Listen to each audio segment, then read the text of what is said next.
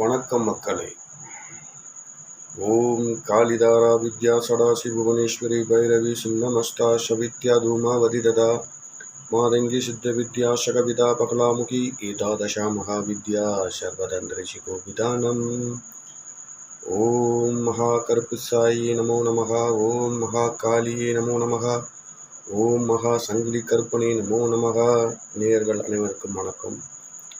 இந்த நேரத்தில் ஒரு பொண்ணான நேரத்தில் அவங்களை நான் பார்க்க வந்திருக்கேன். எல்லோரும் நீங்கள் தூங்க வேண்டிய நேரம், தூங்கிக்கிட்டு இருக்கிற நேரம். இந்த நேரத்தில் தான் நான் பேசுவேன். இன்றைக்கி ஏன் நான் அர்ஜென்ட்டாக அந்த வீடியோ பண்ணுறேன்னா, இந்த லாஸ்ட் இயர் டிசம்பர் 20 இந்த இயருக்குள்ளே ஒரு பெரிய பிரளய நடிகன்னு நடக்கும் அப்படின்னு சொல்லிட்டு நடிகர் அவர்கள் ஒரு நடிகர் சொல்லியிருந்தாங்க. சித்தர்கள் இந்த மாதிரி இந்த வருஷத்தில் கண்டிப்பாக நடக்கும் அப்படின்னு. மகாகாளி அருளால் நான் பல விஷயங்களை அமானுஷ்யமான விஷயங்களையும், பிரபஞ்சத்தில் நடக்கக்கூடிய விஷயங்களையும், வானத்தில் பறக்கும் தட்டு போன்ற விஷயங்களையும் எங்களோட ஊரில் நான் அதிகமாக நான் பார்க்குறேன். மயான பூஜையும் பண்ண போகிறேன். மயான பூஜை 48 நாள் மகா காட்டேரியோட பூஜை. உடல் கட்டு இல்லாமல், மந்திரக்கட்டு இல்லாமல், எந்த ஒரு இது இல்லாமல் டைரெக்டாகவே மயானத்தில் நான் லைவாக வரப்போகிறேன். 48 நாளும் விஷயத்துக்கு வர்றேன். இப்போ பார்த்தீங்கன்னா, நடிகர் மோகன் அவர்கள் சித்தர்கள் சொன்னதா, குறிப்பில் இருந்ததை சொன்னதா, உலகத்துக்கு டிசம்பருக்குள்ள இந்த மாதம், இந்த இயருக்குள்ளே டிசம்பர் 2024க்குள்ளே கண்டிப்பாக ஒரு மிகப்பெரிய ஒரு வெள்ள பிரளயம் வரும்னு சொல்லியிருந்தாங்க.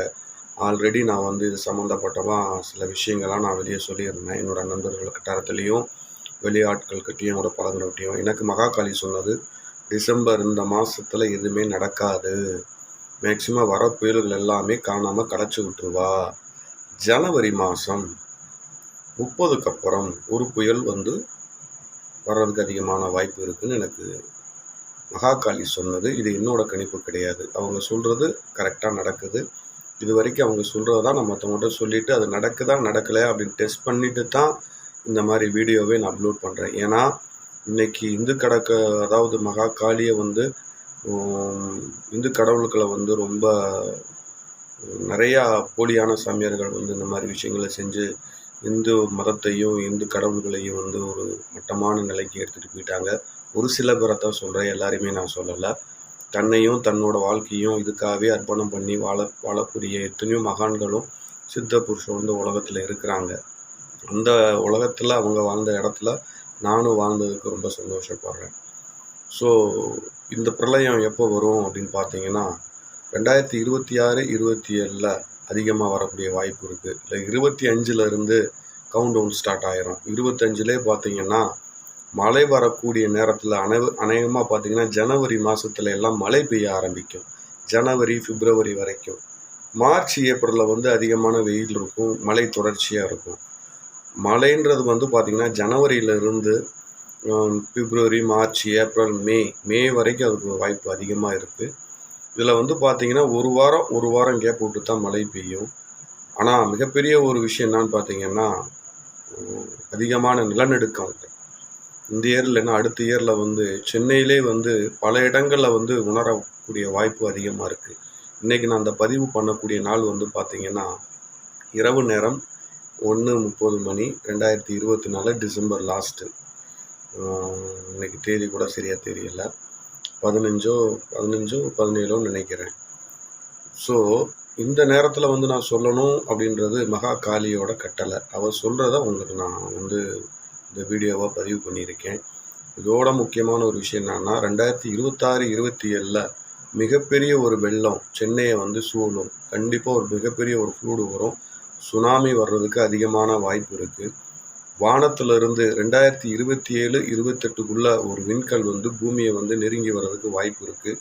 ஆல்ரெடி இதை விஞ்ஞானம் சொல்லியிருக்கலாம். ஆனால் 26, 27 யாருமே எதிர்பார்க்காத அளவுக்கு ஒரு விண்கல் வர்றதுக்கும் வாய்ப்பு இருக்குது. இதை அனுப்பி வைக்கிறதே மகாகாளியோட திருவிளையாடல் தான். இது ஏன் இதெல்லாம் பண்ணுறான்னு பார்த்தீங்கன்னா,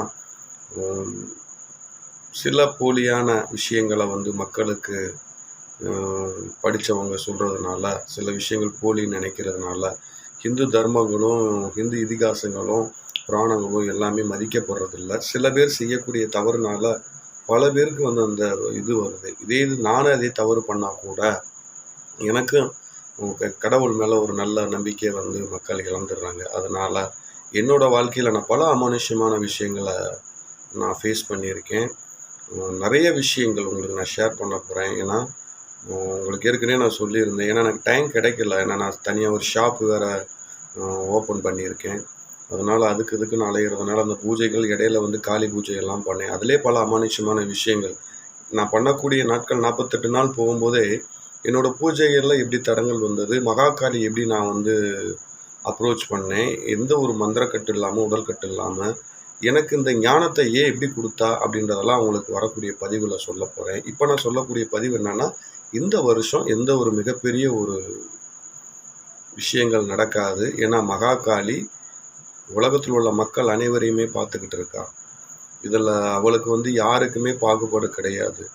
அது யாராக இருந்தாலும் சரி.